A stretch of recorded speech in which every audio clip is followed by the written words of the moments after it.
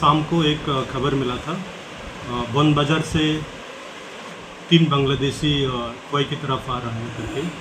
तो साथ ही साथ मैं और अपना स्टाफ गया इंक्वायरी करने के लिए, और सिंगीछरा पॉइंट में कुछ पब्लिक ने एक इको गाड़ी स्टॉप करके रखा था, और चेक करने पर देखा 3 बांग्लादेशी, नाम हो गया रूपन तालुकदार और उसका बीवी सुजाता तालुकदार, और उन लोगों का 12 साल का एक लड़का दुर्जय तालुकदार, सब बांग्लादेश का रहने वाला है।